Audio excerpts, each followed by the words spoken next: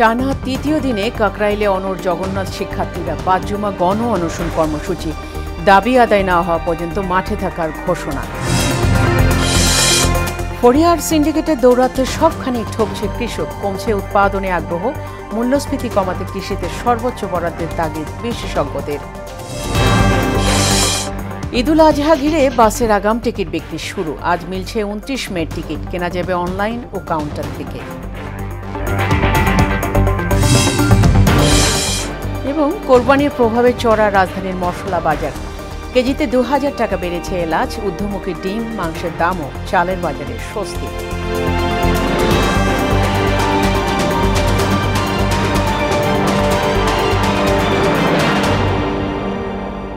আসসালামু আলাইকুম, সবাইকে মোহনা সংবাদে স্বাগত। শুনছিলেন শিরোনাম, সঙ্গে আছি ফাতেমা রশিদ। এবার বিস্তারিত। 70% আবাসন ভাতা, বাজেটে বরাদ্দ বৃদ্ধি এবং সব প্রকল্পের অগ্রাধিকার দেওয়ার 4 দফা দাবিতে টানা তৃতীয় দিনের মতো রাজধানীর কাকরাইলে অবস্থান কর্মসূচি পালন করছেন জগন্নাথ বিশ্ববিদ্যালয়ের শিক্ষার্থীরা।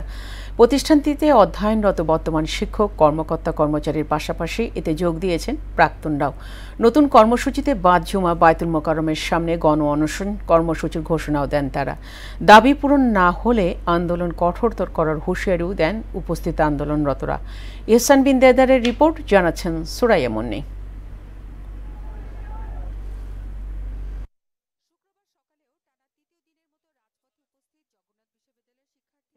এবং আন্দোলনরতরা দাবি আবাসন সংকটের সমাধান। দাবি আদায়ে এদিন যুক্ত হয়েছেন প্রাক্তনরাও। কর্মসূচি নিয়ে এসেছি যে আমরা আজকে দুপুর থেকে গণ অনশন পালন করব। আমাদের এই হল আন্দোলন কিন্তু আমাদের আজকে নতুন না, আমরা বিগত 14 সাল থেকে আন্দোলন করে আসছি। প্রথম দাবিটা হচ্ছে আমাদের 70% আবাসন ভাতা প্রদান করতে হবে, যতক্ষণ পর্যন্ত নাকি আমাদের আবাসন ব্যবস্থাটা না হয়।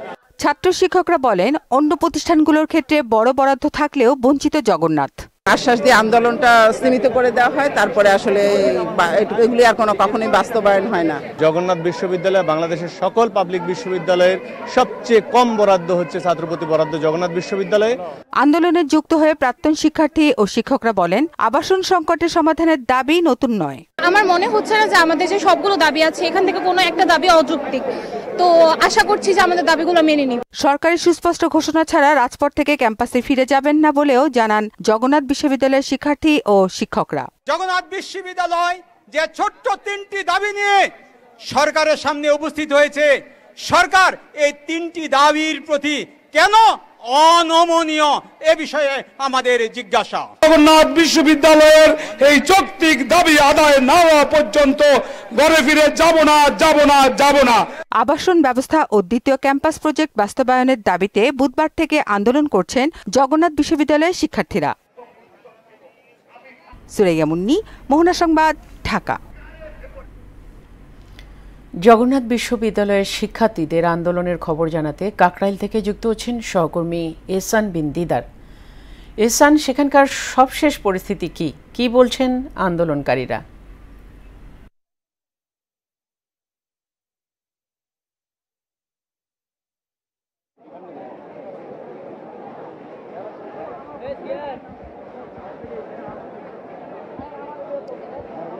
ফাতেমা, আমরা দেখতে পেয়েছি যে বুধবার থেকে শুরু হওয়া জগন্নাথ বিশ্ববিদ্যালয়ের শিক্ষার্থীদের আবাসন সংকটের যে আন্দোলন, সেটি কিন্তু আজকেও চলছে।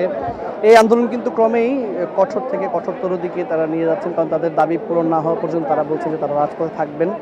আমরা আজকে শুক্রবার যে রাস্তাটি মৎস্য ভবন থেকে যমুনার দিকে ঢুকেছে, সেখানে দেখতে পেয়েছি যে পুলিশের ব্যারিকেড আছে। সেই পুলিশের ব্যারিকেডের সামনে কিন্তু জগন্নাথ বিশ্ববিদ্যালয়ের যে শিক্ষকরা আছেন, শিক্ষার্থীরা আছেন, তারা আছেন। আজকে একটি নতুন মাত্রা যোগ হয়েছে এখানে তাদের যে আন্দোলন, সেখানে জগন্নাথ বিশ্ববিদ্যালয়ের প্রাক্তন শিক্ষক শিক্ষার্থী অ্যালুমনাই অ্যাসোসিয়েশনের সদস্যরা যুক্ত হয়ে তারা কিন্তু একাত্ম প্রকাশ করে বলেছেন যে আবাসন সংকটের যে বিষয়টি, সেটি কিন্তু নতুন কোনো কিছু নয়। আমরা আরও একটু দেখাতে চাই যে জগন্নাথ বিশ্ববিদ্যালয়ের যে শিক্ষার্থীরা আছেন, তপ্ত রোদ, এই রোদের মধ্যে তারা এখানে অবস্থান করছেন। কিছুটা স্বস্তির আশায় তারা গাছের যে ছায়া আছে, সেই ছায়ার নিচে তারা অবস্থান নিয়ে তারা অপেক্ষা করছেন, হয়তোবা তাদের যে দাবিটি আছে সেই দাবি পূরণে কর্তৃপক্ষ, সরকারের যে সংশ্লিষ্টরা আছেন তাদের কাছে একটি কোনো প্রকার আশ্বাস বা কোনো প্রকার নির্দেশ আসবে। এই আন্দোলন নিয়ে আমাদের সঙ্গে আন্দোলনরত একজন শিক্ষার্থী আছেন, আমরা তার থেকে একটু জানবো যে তাদের আন্দোলনের সবশেষ পরিস্থিতি কি। আপনারা তো আন্দোলন করছেন, তো আন্দোলন নিয়ে আপনাদের সবশেষ সিদ্ধান্ত? দেখেন, আপনারা জানেন আমরা আমাদের ন্যায্য দাবিতে প্রথমে 3 দফা দাবিতে আমরা আন্দোলন শুরু করেছিলাম। আমাদের আন্দোলনটা ছিল একদম শান্তশিষ্ট। আমাদের ছাত্ররা ছিল, আমরা ছিলাম একদম নিরস্ত্র। আপনারা জানেন যে আমরা যখন প্রথম দিন আমরা আন্দোলন শুরু করছি, হ্যাঁ, আমাদের উপর পুলিশরা বর্বর আক্রমণ করেছে, আমাদের উপর, হ্যাঁ, আমাদের শিক্ষকদের উপর আক্রমণ করেছে। কিন্তু আমরা আন্দোলন করছি, একদম নিরস্ত্র অবস্থায় ছিলাম। আমরা আমাদের ন্যায্য দাবি দিয়েই আনছি। পরবর্তীতে দেখা যাচ্ছে আমাদের এই দাবিকে বিভিন্ন প্রকারে ইগনোর করা হয়েছে সরকার থেকে। আমাদের টিচার আসছে, আমাদের বিসি স্যার আসছে, কিন্তু আমাদের দাবিগুলো নিয়ে তারা এখনো পর্যন্ত আলোচনা করেনি। তা আমরা সরকারের প্রতি দাবি রাখতেছি, আপনারা অতি শীঘ্রই আমাদের দাবিসমূহ মেনে নেন, যেন পরবর্তীতে এই আন্দোলনটার জন্য কোনো বর্বর বা কিংবা ভিন্ন রূপে যেন চলে না যায়। যেমনটি জানতে পাচ্ছিলেন, তারা কিন্তু তাদের দাবি পূরণে যেই প্রত্যাশা এবং আশা নিয়ে আছেন সেটি পূরণ না হওয়া পর্যন্ত রাজপথে থাকবেন। একই সঙ্গে জুমার পরে কিন্তু এই শিক্ষার্থীরা এবং আন্দোলনরতরা কিন্তু গণ অনশনেরও একটি কর্মসূচি রেখেছেন। এই ছিল কাকরাইল থেকে আমার কাছে সর্বশেষ। ইহসান, আপনাকে ধন্যবাদ। ফড়িয়া ব্যবসা এবং সিন্ডিকেটের কারণে মাঠ থেকে শুরু করে বাজার এবং সবখানেই ঠকছে কৃষক। আবার কৃষিকে অর্থনীতির মূল চাবিকাঠি মনে করা হলেও বাজেটে বরাবরই উপেক্ষিত হয়েছে খাতটি। সব মিলিয়ে মাথার ঘাম পায়ে ফেলে যারা খাদ্য যোগান দিচ্ছে তারা আগ্রহ হারাচ্ছে উৎপাদনে। বিশেষজ্ঞরা বলছেন, মূল্যস্ফীতি কমাতে অর্থনীতির চাবিকাঠি কৃষিতে সর্বোচ্চ বাজেটে বরাদ্দ রাখার বিকল্প নেই। কৃষি বাজেট নিয়ে শিহাবুদ্দিনের ক্যামেরায় উষা ফেরদৌসের 3 পর্ব ধারাবাহিক প্রতিবেদনের প্রথম কিস্তি আজ। 2011-12 অর্থ বছরের বাজেটে কৃষি খাতে বরাদ্দ ছিল মাত্র 10.65%।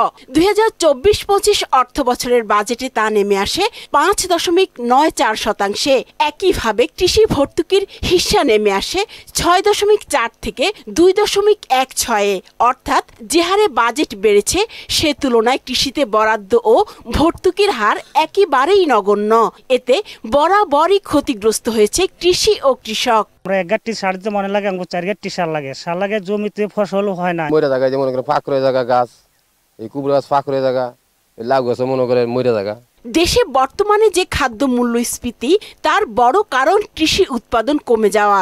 চ্যালেঞ্জগুলোর মধ্যে রয়েছে নানান প্রাকৃতিক দুর্যোগ, উপকরণের দাম বৃদ্ধির বিপরীতে কৃষি জমি কমে যাওয়া এবং ফসলের ন্যায্য মূল্য নিশ্চিত না হওয়া। অনেক কমে গেছে, আগের থেকে অনেক ফসল কমে গেছে। গাছের পচাড়ি ধরছে, অমুক হয়েছে, বাবরি ধরছে। অষ্টম পঞ্চবার্ষিক পরিকল্পনা অনুযায়ী কৃষি খাতে 4% প্রবৃদ্ধির লক্ষ্যমাত্রা থাকলেও অর্জন হয়েছে 3.2%। তাই আসছে বাজেটে কৃষিতে কমপক্ষে 4 থেকে 5% প্রবৃদ্ধির লক্ষ্যমাত্রা নির্ধারণ করতে হবে। কৃষির ক্ষেত্রে সবচাইতে বাজেট যেটা, এই বাজেটটা সবসময় সর্বোচ্চ থাকা উচিত, কারণ যেখান থেকে হেলথ এবং অন্যান্য জিনিস সব কিছু কিন্তু নির্ভর করছে কৃষির উপরে। এবং এখানে যেটা দরকার সেটা হলো বাজেটটা প্রয়োগ করতে হবে কোথায়, যে চাষি যেন ন্যায্য মূল্য পায়। সরকারি পর্যায়ে যদি পণ্য একটা রেট তৈরি করে দিয়ে কালেকশন করা হয়। জলবায়ু অভিঘাতে সবচেয়ে বেশি ক্ষতিগ্রস্ত হয় কৃষি।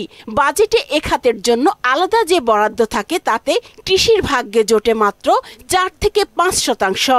বাস্তবতা বিবেচনায় এর পরিমাণ অন্তত 40% হওয়া দরকার বলে মনে করেন তিনি। প্রাকৃতিক দুর্যোগ এটা সবসময় থাকবে, এর জন্য সারা বিশ্ব বিভিন্ন ধরনের প্রোগ্রাম চালু আছে। বার্কের সাথে কিন্তু সমস্ত রিসার্চ প্রতিষ্ঠানগুলো জড়িত।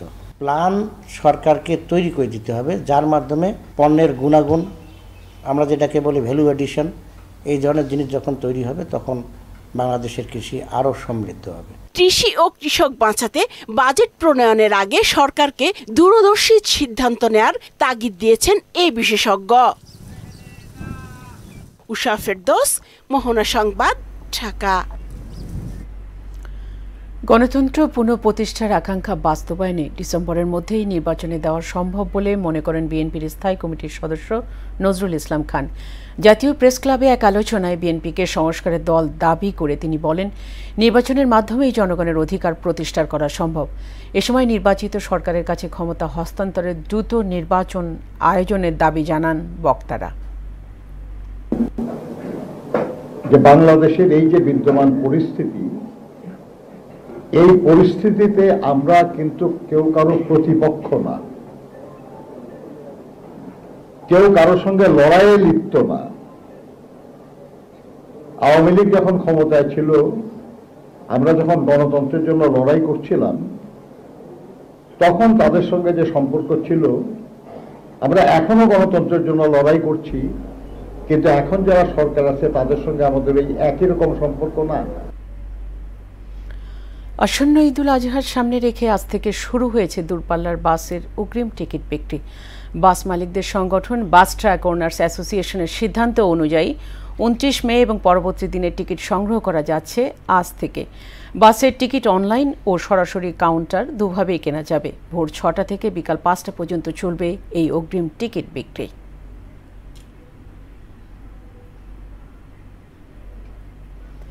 এ নিয়ে আরও জানাতে মহাখালী বাস টার্মিনাল থেকে সরাসরি যোগ দিচ্ছেন সহকর্মী মুনতাসির মামুন। মামুন, বাসের ঈদযাত্রার আগাম টিকিট বিক্রির বিস্তারিত আমাদের জানাবেন।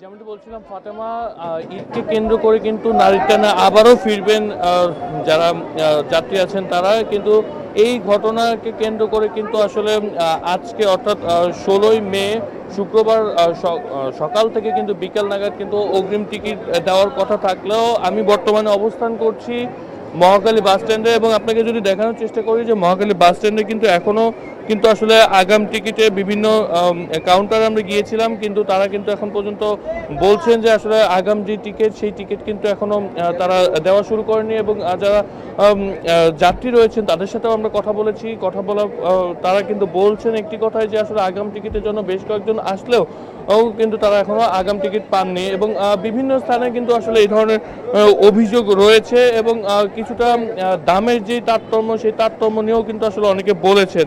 এবং যদি আপনাদেরকে একটু দেখানোর চেষ্টা করি যে মানুষের যে ভিড়, সেই ভিড় কিন্তু ততই কিন্তু আসলে এই মহাখালী বাস স্ট্যান্ডে বাড়ছেন, এবং আবারও কিন্তু আসলে তারা তাদের যেই নারীর টান, সেই নারীর টানে কিন্তু আবারও বাড়ি ফিরবেন বলে তারা বলছেন, এবং তারা তাদের স্বজন এবং দর্শনার্থী যারা রয়েছেন তাদের সাথে কিন্তু আসলে সেই ঈদটি পালন করবেন। এবং যদি আপনাদেরকে একটু দেখানোর চেষ্টা করি যে আসলে একে একে কিন্তু আসলে এই যেই বন্দর, সেই বন্দর থেকে কিন্তু আসলে বাস কিন্তু ছেড়ে চলে যাচ্ছেন, এবং প্রত্যেকে কিন্তু আসলে তারা তাদের যেই নিজ গন্তব্য সেই গন্তব্যের উদ্দেশ্যেই কিন্তু রওনা হচ্ছেন। কিন্তু সর্বশেষ তথ্য যদি বলি তাহলে কিন্তু বলাই বাহুল্য যে আসলে এখন পর্যন্ত কিন্তু যে আগাম টিকিটের যেই ব্যবস্থাটি আসলে করেছিল বাস মালিক সমিতি, সেটি কিন্তু আসলে মহাখালী বাস স্ট্যান্ডে আমরা দেখতে পাইনি। তো এই ছিল আমার কাছে সর্বশেষ। ফাতেমা। মামুন, ধন্যবাদ।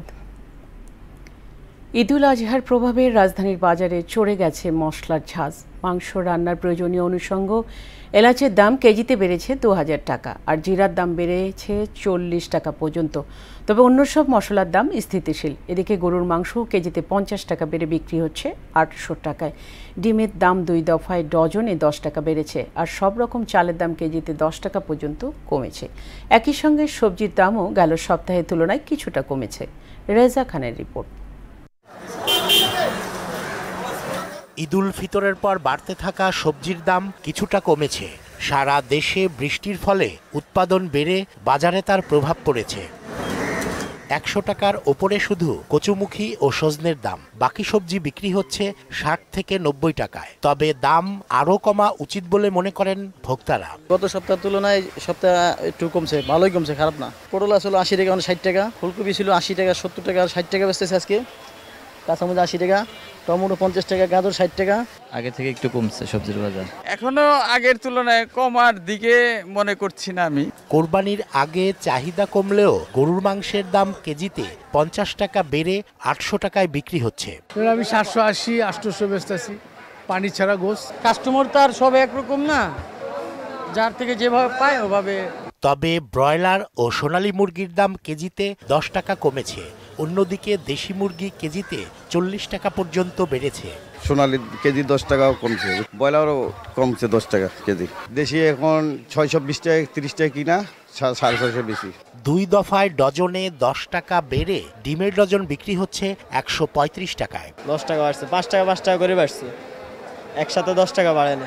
এদিকে কোরবানি সামনে রেখে বরাবরের মতো ঊর্ধ্বমুখী মশলার বাজার। এরই মধ্যে এলাচের দাম কেজিতে বেড়েছে 2000 টাকা পর্যন্ত। জিরা ও গোলমরিচের দাম কেজিতে 20 থেকে 40 টাকা বেড়েছে। এলাচে প্রায় কেজিতে 2000 টাকার মতো বাড়ছে, 2015 এরকম বাড়ছে কেজি প্রতি। কেজিতে 600-700 টাকা করে বাড়ছে এলাচের দাম। 2000 টাকা বাড়ছিল সবুজটা, এটা আরো বিগ সাইজ, ওটা ছিল আপনার 4000, ওটা হচ্ছে 6000। তবে আঠাশ, মিনিকেট ও বাসমতি চালের দাম কেজিতে কমেছে 10 টাকা পর্যন্ত। মিনিকেট কমছে প্রায় 10 টাকা 8 টাকা, বাসমতি 60 টাকা 8 টাকা কমছে। অনেকটাই অপরিবর্তিত রয়েছে মাছের বাজার। তবে বড় ইলিশ কেজিতে 600 টাকা কমে 2000 টাকায় বিক্রি হচ্ছে। রেজা খান, মোহনা সংবাদ। ফারাক্কার প্রভাব আর দখল দূষণে অস্তিত্ব সংকটে রাজশাহীর বড়াল নদী নিজের অস্তিত্ব হারিয়ে এখন মরা খালে পরিণত হয়েছে। 220 কিলোমিটার দীর্ঘ নদীটি একসময় এর বুক চিরে বড় বড় নৌযান চলাচল করলেও এখন তা কেবলই স্মৃতি। নদীটি রক্ষায় দৃশ্যমান পদক্ষেপ না থাকায় ক্ষুব্ধ সচেতন মহল। রাজশাহী থেকে সানিউল আলম রাজুর প্রতিবেদন, জানাচ্ছেন আফরিন পপি। বড়াল নদীর স্রোতধারা সচল রাখার জন্য 2008-09 অর্থ বছরে ইনটেক চ্যানেল খনন প্রকল্প হাতে নেয় পানি উন্নয়ন বোর্ড। প্রায় 13 কোটি টাকা ব্যয়ে 19.10 কিলোমিটার নদী খনন করা হয়। এছাড়াও গত বছর রাজশাহী পানি উন্নয়ন বোর্ড 52 লাখ টাকা ব্যয়ে বড়ালের উৎস মুখে 450 মিটার খনন করে, কিন্তু এর কোনোটি কাজে আসেনি। খনন কাজে ব্যাপক অনিয়ম সহ অপরিকল্পিতভাবে সুইচ গেট নির্মাণের ফলে ধীরে ধীরে শুকিয়ে যেতে বসেছে নদীটি। গভীরতা কমসে কম ধরেন 10-12 হাত ছিল, সব জায়গায় পানি থাকতো। এখন নদীতে কোনো জায়গায় ধরেন পানি নেই, নদীতে এমনি ভরাট হয়ে যাচ্ছে আপন মনে। আর প্রতি বছর হলো যে কাটছে টাকা খাওয়ার মতন, খালি মধ্যে একটু সুড়ঙ্গ করে আর থুয়ে দিচ্ছে, ওই তারপরে যেমনি পানি ঢুকছে আপনি ঢোসি সব আবার ওই জায়গায় সেই হয়ে যাচ্ছে। সুষ্ঠু পরিকল্পনা ও খননের অভাবে শুধু বড়াল না, অনেক শাখা উপশাখা নদী মানচিত্র থেকে হারিয়ে যেতে বসেছে। এই বড়াল দিয়ে নৌ চলাচল হতো, তো একটা ভালো নাব্য নদী এটাকে ধ্বংস করে ফেলেছি আমরা। আমাদের অপরিকল্পিত প্রকল্প প্রণয়ন করে আমরা ধ্বংস করেছি। উদ্যোগ নিতে হবে এবং একটা মহাপরিকল্পনা নেওয়া দরকার। এটা হলে আমাদের জন্য মঙ্গল বয়ে আনবে। বড়াল নদীর উপর নির্মিত সুইচ গেট অপসারণ করে ব্রিজ নির্মাণ সহ খনন করে স্রোতধারা ফিরিয়ে আনা সম্ভব বললেন পানি উন্নয়ন বোর্ডের এই কর্মকর্তা। বড়াল নদীর উৎসমুখে যে চারঘাট রেগুলেটরটা আছে সেটা নীতি নির্ধারণ পর্যায়ে একটা সিদ্ধান্ত হবে যে আমাদের সেই বড়াল আমরা এই রেগুলেটরটা কি করব, আমরা খুলে দেব কিনা, বা এই স্থানে আমরা একটা আপনার হচ্ছে হলো অধিক আপনার পানি পাস করানোর জন্য বড় রেগুলেটর প্রদান করবো কিনা। বড়াল নদী এবং শাখা নদীগুলো খনন এবং হচ্ছে যে রেগুলেটর রিলেটেড যে সিদ্ধান্তগুলো আছে সেগুলো দ্রুত বাস্তবায়ন করা প্রয়োজন। নদী গবেষকদের মতে সংস্কার না করলে অচিরেই হারিয়ে যাবে বড়াল নদী। আফরিন পপি, মোহনা সংবাদ। আন্তর্জাতিক প্রসঙ্গ। গাজায় চলমান বর্বরতায় একদিনে 143 ফিলিস্তিনিকে হত্যা করেছে ইসরায়েল। 15ই মে নাকবা দিবস বা মহাবিপর্যয়ের দিবসে হামলার মাত্রা বাড়িয়ে সে দুঃসহ স্মৃতি পুনরাবৃত্তি করেছে ইসরায়েল। এদিকে ভারতের সঙ্গে যুদ্ধবিরতি 18 মে পর্যন্ত বাড়ানো হয়েছে বলে নিশ্চিত করেছেন পাকিস্তানের পররাষ্ট্রমন্ত্রী ইসহাক দার। অন্যদিকে পাকিস্তানের সঙ্গে সিন্ধু পানি বন্টন চুক্তি স্থগিতই থাকবে বলে জানিয়েছেন ভারতের পররাষ্ট্রমন্ত্রী এস জয়শঙ্কর। কাজী শাহরিনের ডেস্ক রিপোর্ট। 15ই মে ফিলিস্তিনিদের জন্য একটি ভয়ঙ্কর ও মহাবিপর্যয়ের দিন। 77 বছর আগে এ দিনটিতে ফিলিস্তিনিদের ওপর ধ্বংসযজ্ঞ চালানো হয়। অসংখ্য ফিলিস্তিনিকে নির্মমভাবে হত্যা করে দখলদার ইসরায়েল। তাই এই দিনটিকে বলা হয় নাকবা দিবস বা মহাবিপর্যয় দিবস। সে দুঃসহ স্মৃতি আজও বয়ে বেড়াচ্ছেন ফিলিস্তিনিরা। এই নাকবা দিবসেই আবারও দখলদার ইসরায়েল গাজা জুড়ে হামলার মাত্রা বাড়িয়ে দেয়। এতে গত 24 ঘন্টায় নিহত হয়েছে আরও 143 ফিলিস্তিনি, আহত হয়েছে 1.5 শতাধিক মানুষ। এই হামলার ফলে প্রাণহানি ছাড়িয়ে গেছে 53,000। এদিকে এখনও কমেনি পাক ভারত উত্তেজনা। দুদেশের মাঝে যুদ্ধবিরতি চললেও ভারত তার পূর্বের অবস্থানেই অনড় রয়েছে। ভারতের পররাষ্ট্রমন্ত্রী এস জয়শঙ্কর বলেছেন, পাকিস্তানের সঙ্গে সিন্ধু পানি বন্টন চুক্তি স্থগিতই থাকবে। যতদিন পাকিস্তান সীমান্তে সন্ত্রাসের মদদ দেয়া বন্ধ না করবে ততদিন এই অবস্থার পরিবর্তন হবে না বলেও হুঁশিয়ারি দেন তিনি। অন্যদিকে ভারতের আরও একটি যুদ্ধবিমান ভূপাতিত করার দাবি করেছে পাকিস্তান। পাক বাহিনী 6 মে মধ্যরাতে শ্রীনগরের পূর্ব দিকে পাম্পেরোর কাছে একটি ভারতীয় যুদ্ধবিমান মিরাজ 2000 ভূপাতিত করেছে বলে দাবি করেছেন পাকিস্তানের প্রধানমন্ত্রী শেহবাজ শরীফ। ওদিকে পাকিস্তানের পররাষ্ট্রমন্ত্রী ইসহাক দার জানিয়েছেন, ভারতের সঙ্গে যুদ্ধবিরতি 18 মে পর্যন্ত বাড়ানো হয়েছে। বৃহস্পতিবার সিনেটে ভাষণ দিতে গিয়ে তিনি জানান, দুদেশের সামরিক অভিযান চালকদের মধ্যে যোগাযোগে এই সিদ্ধান্ত নেওয়া হয়েছে। কাজী শাহরিন, মোহনা সংবাদ। খেলার খবর, ফুটবল। সাফ অনূর্ধ্ব 19 চ্যাম্পিয়নশিপের সেমিফাইনালে আজ মাঠে নামছে বাংলাদেশ। শেষ 4-এ তাদের প্রতিপক্ষ নেপাল।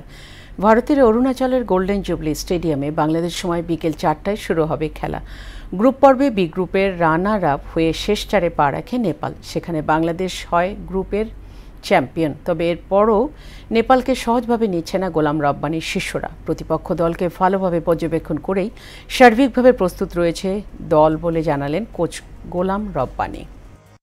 যে সময়টা আমরা এর মধ্যে পেয়েছি, আমরা ছেলেরা ভালোভাবে রিকভারি করেছে শারীরিক এবং মানসিকভাবে। তো আমরা এই সময়টাই নেপালের দুর্বলতা এবং শক্তি নিয়ে আমরা কাজ করেছি। ছেলেরা পুরোপুরিভাবেই প্রস্তুত সেমিফাইনালের জন্য।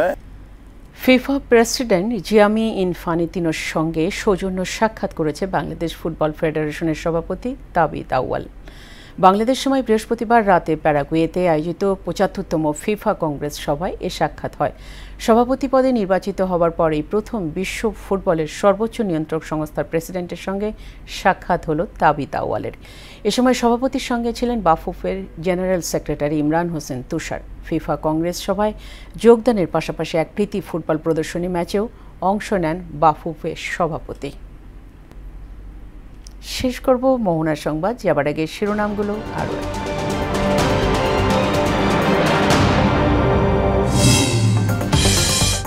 টানা তৃতীয় দিনে কাকরাইলে অনড় জগন্নাথ শিক্ষার্থীরা। বাদজুমা গণ অনশন কর্মসূচি, দাবি আদায় না হওয়া পর্যন্ত মাঠে থাকার ঘোষণা। ফরিয়ার সিন্ডিকেটের দৌরাত্মে সবখানেই ঠকছে কৃষক, কমছে উৎপাদনে আগ্রহ। মূল্যস্ফীতি কমাতে কৃষিতে সর্বোচ্চ বরাদ্দের তাগিদ বিশেষজ্ঞদের। ঈদুল আজহা ঘিরে বাসের আগাম টিকিট বিক্রি শুরু। আজ মিলছে 29 মে টিকিট, কেনা যাবে অনলাইন ও কাউন্টার থেকে। এবং কোরবানির প্রভাবে চড়া রাজধানীর মশলা বাজার, কেজিতে 2000 টাকা বেড়েছে এলাচ। ঊর্ধ্বমুখী ডিম ও মাংসের দামও চালের বাজারে স্বস্তি। এই ছিল মোহনা সংবাদে। পরবর্তী সংবাদ বিকেল 5:30টায়। এর আগে বিকেল 3টায় দেখবেন সংবাদ এক নজরে। মোহনার সবশেষ খবর জানতে ভিজিট করুন www.mohana.tv।